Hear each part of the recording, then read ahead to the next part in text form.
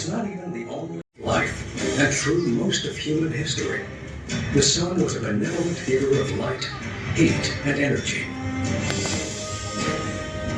But now, as we rely more than ever new,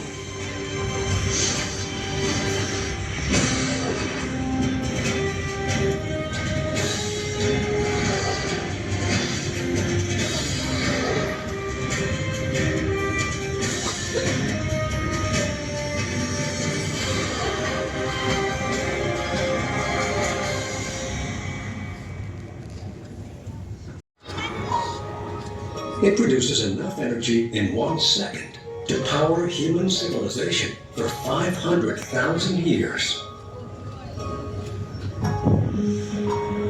Energy from sunlight enables life to thrive and multiply on the Earth. Nearly all life on Earth is supported by photosynthesis, the process plants use to convert sunlight to chemical energy. Animals eat plants and use that energy too. The heat originally came from the sun.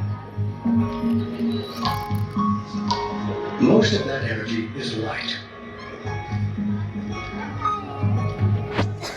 From low-frequency radio waves to high-energy gamma rays, light is much more than what we see, which are the particles that make up light, travel in waves. High-energy photons make high-frequency light, like X-rays or gamma rays. Low-energy photons make low-frequency light, like radio waves or infrared. But how does the sun produce so much energy?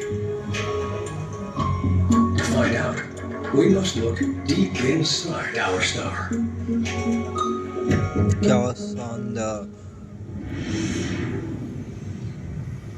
The sun has 6 main layers. The outermost layer is the corona. This is the atmosphere of the sun. It's much hotter than the surface and can be 1,000,000 degrees Celsius. That's about 1.8 million degrees Fahrenheit. Scientists aren't sure yet why it's so much hotter than the surface. It may be due to magnetic activity, but this is one of the big mysteries of the sun. The next layer is the chromosphere. This thin layer goes from corona temperature to surface temperature very quickly. The visible surface of the sun is called the photosphere. This is where all of the visible light that reaches Earth is emitted. It's also the coolest part of the sun at 5,500 degrees Celsius, or 10,000 degrees Fahrenheit. Just below the photosphere is the convection zone. Here, hot material boils up toward the surface. The plasma at the bottom of the convection zone is around 2 million degrees Celsius, or 3.6 million degrees Fahrenheit. Below the convection zone is the radiative zone. Energy bounces around so much in this layer that it takes 170,000 years for a single photon to escape, even though it's moving at the speed of light. Finally, the core. The heat and pressure in the sun's core are so great that atoms of hydrogen are smashed together to form helium. This process is called nuclear fusion, and it produces the immense amount of energy that will fuel our star over the course. They bounce around the radiative zone for 170,000 years, boil upward through the convection zone, and are finally emitted from the photosphere. From there, the photons travel nearly 150 million kilometers, or 93 million miles, to the Earth in only 8 minutes.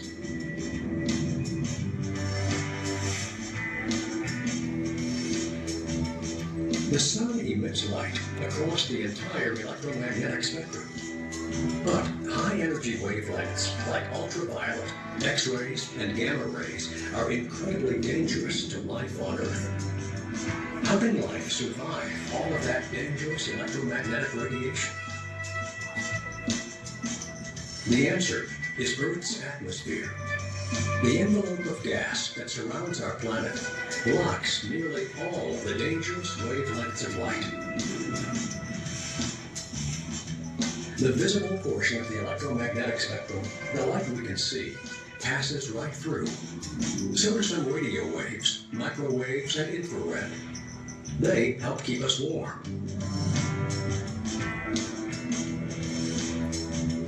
In addition to heat, light, and energy, the sun also bombards the Earth with high-energy particles. These particles come from the corona.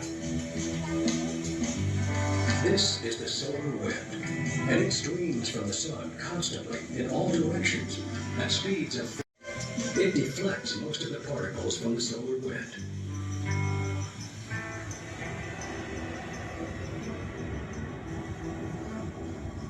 As long as we stay on the ground, humans are fairly safe from the dangerous effects of our star. But with humans and technology in space, things are a bit more complicated.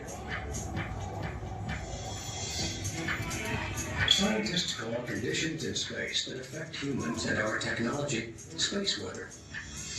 It's driven mostly by the sun. Space weather includes the solar wind, as well as solar flares, coronal mass ejections, and geomagnetic storms. We're learning how to forecast space weather. To help, we have more than 20 satellites dedicated to studying the sun.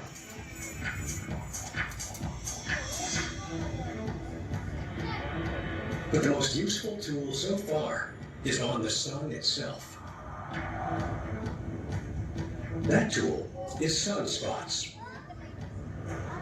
भाई साहब क्या शानदार Solar storms often start near sunspots, and solar storms affect space weather. Sunspots go through a cycle every 11 years where their number rises and falls. During solar minimum, there aren't many sunspots. Those that appear don't last very long, and solar storms are pretty rare. Solar maximum is a very different story. There can be as many as 100 sunspots on the sun at any given time, and they last for several weeks. Sometimes there are several solar storms per day. So why do sunspots appear? The sun has a large, powerful magnetic field. It extends throughout the entire solar system. This huge magnetic field is generated deep inside the sun, bursting through the surface in long lines and loops. The sun isn't solid, so areas rotate at different speeds, which twists and tangles the magnetic field lines. Sunspots form where the twisted lines emerge from the photosphere. Exceptionally strong magnetic activity keeps the plasma in these areas cooler, which is why sunspots appear dark. Strong magnetic energy around sunspots can drive solar storms. A solar flare like this one is a perfect example. A flare occurs when tangled magnetic field lines suddenly snap and reconnect. This releases a burst of electromagnetic radiation and energized particles, or plasma. Only the largest flares have any impact on the Earth. The particles and electromagnetic radiation from large flares can cause radiation storms in Earth's outer atmosphere. This might disrupt communication signals on Earth, anywhere from a few minutes to a few hours. Everything from TV signals to GPS, and even cell phones can be affected. Another type of solar storm is a coronal mass ejection, or CME. CMEs are more dangerous. Unlike flares, CMEs can affect technology on the ground. A CME is a bubble of plasma and magnetic field lines launched from the sun's atmosphere. They often start over clusters of sunspots. A single CME can contain billions of tons of material that smashes into anything in its path. The plasma in a coronal mass ejection is especially dangerous for spacecraft outside of Earth's protected magnetic field. Plasma is a super-hot, electrically charged gas. It can damage a satellite's onboard electronics, causing it to fail. Many times, the magnetic field in a CME will be repelled by Earth's magnetic field, similar to putting the north poles of two magnets together. But sometimes the two magnetic fields are attracted to each other. The result is a geomagnetic storm. Earth's magnetic field gets peeled back like an onion, and particles from the sun can reach lower into our atmosphere.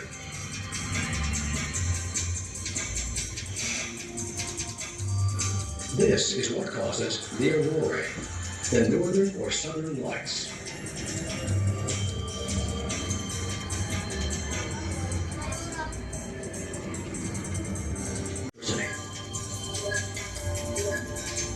A CME might not physically harm you, but think about all the things you use every day that need electricity.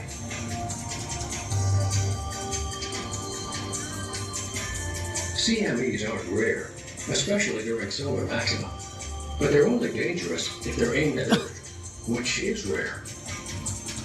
The last time a supersized CME hit Earth, the northern lights reached farther south than Florida.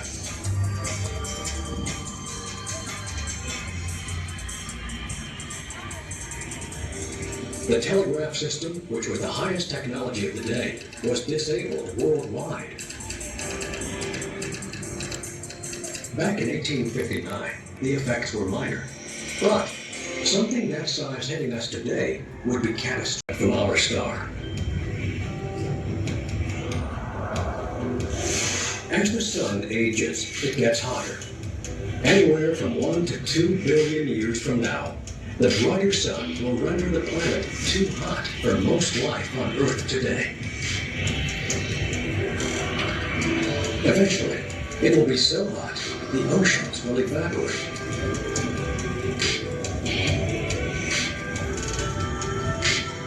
Water and air will boil off into space, and Earth will be too hot and too dry for life.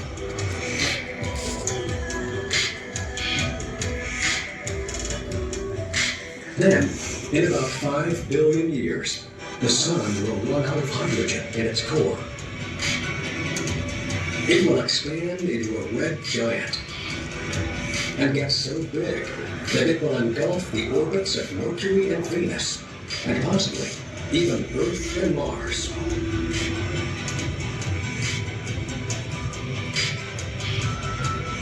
As the sun works to consume as much fuel as it can, it will collapse and fuse helium into carbon for about 100 million years, until it too is exhausted.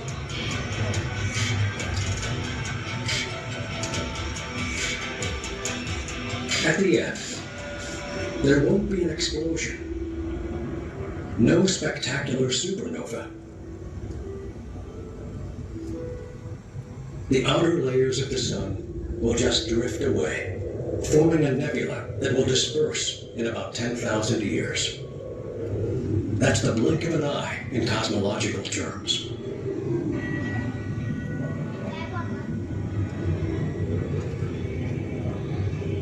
The core will remain as a white dwarf in heat until it eventually falls dark, billions of years later.